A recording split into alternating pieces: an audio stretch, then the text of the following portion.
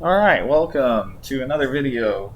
I decided I'm going to make a Bonanza video and demonstrate why you might not want to be pulling the flaps up on landing in this airplane. So this is something that does happen occasionally, even with the instructor on board. And if there's no real reason to be moving any flaps or anything, it shouldn't be done on the runway until you are clear of the runway. That's just a good idea. But we're going to go ahead and show you why here.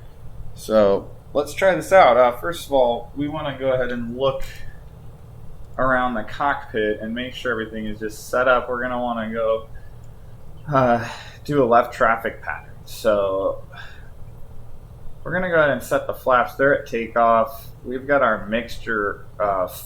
Well, looks like we do need it back because we're up at altitude. And when you're at high altitude in a normally aspirated piston engine, you usually want to have the mixture set for best power on takeoff, which requires it to be back here somewhere. Now, I'm not going to go and make this precise. We're just going to kind of leave it where they had it. Seems like they had some kind of algorithm to set that. For the cowl flaps, we're going to head and open those up for cooling, especially at high altitude. The parking brake is on, so we'll go turn that off now. I guess if you click on the yoke, it goes away. So we'll want to make sure the pump is on. All the lights are on. Come on. There we go, we got some lights. We don't need any of that. We need the pitot heat on. You always want to fly with the pitot heat on. And air conditioning, I can't turn on. Uh-oh. Luckily, we're in Nevada. So we probably don't need some air conditioning right now. It's probably not that... Oh, I'm sorry. We're in California now. I was going to do it out of Carson City, but I chose Blue Canyon because it's kind of cool up here. Anyway, so everything looks set up. We're going to go ahead and fly this thing here. This is what the Bonanza looks like that we're flying. So we'll do a quick walk around and just make sure everything looks good. Alright. So here we go. We're going to go ahead and roll it. I'm holding the brakes while I add the power. And you really should just be able to add full power. But we'll go ahead and check the engine instruments. And make sure everything looks good. Yeah, it looks okay. I mean, you get 24 inches. Whatever. Let's roll it.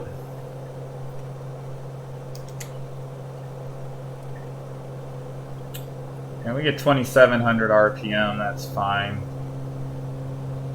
It's not really over. Airspeed's alive. Looks like a little windy. Or just a lot of torque. Okay. And we're going to go ahead and rotate here.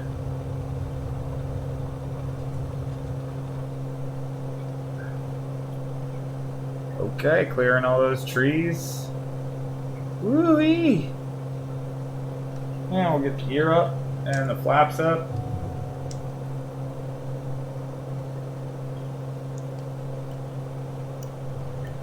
We're going to go ahead and speed up a little bit. Looks like we made a little turn there that we didn't want to do. Just want to kind of get some altitude and speed up. If we lose the engine here, we're pretty much SOL. We might try to go to that patch, but I doubt this airplane will make it there. There we go. Now we're starting a good climb, 100 knots. Go ahead and just turn left a little bit into the crosswind. There we go.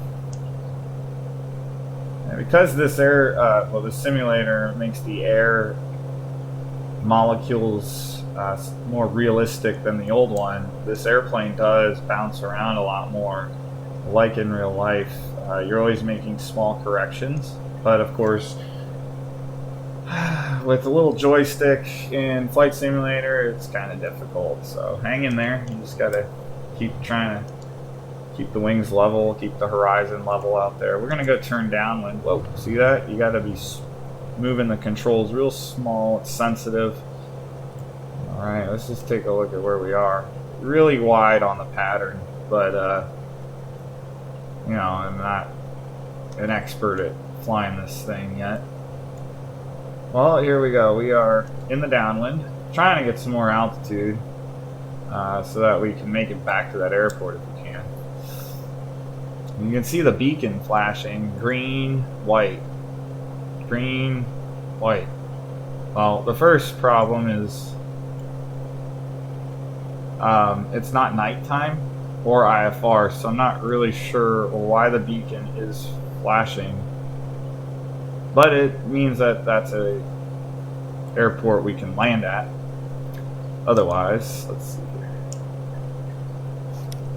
We're gonna go ahead and reduce the power now. And it looks like we can get the gear down because you don't want to land with the gear up. So we're waiting. We've got 3 green. There's 3 green on the gear.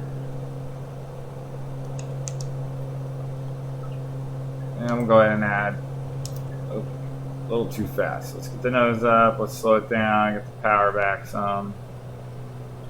There we go, add a notch of flaps. And we're gonna turn base.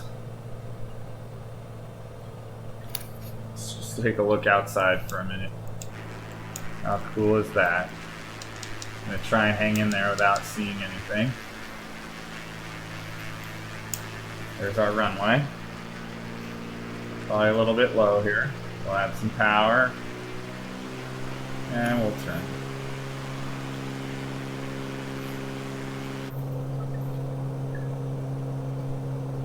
A little bit low. We're okay. 500. I don't know. And as we come in, we'll go ahead and add full flaps. I am in my seat as high as I can be right now. There we go. So we want to kind of fly toward the runway in a fashion that the runway is not moving in your windscreen.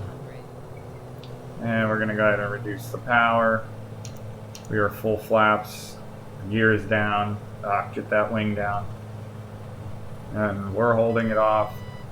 Alright, we got it. So we're on the wheels now, okay? So we're going to go ahead and pull the flaps up and add power and rotate.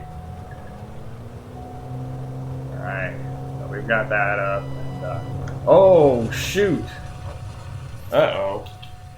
What happened? We didn't pull the flaps up. We pulled the gear up.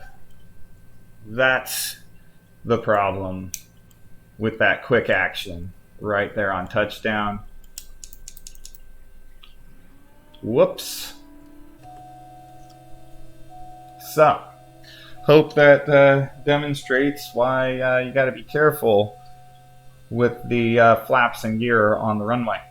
All right, pretty cool.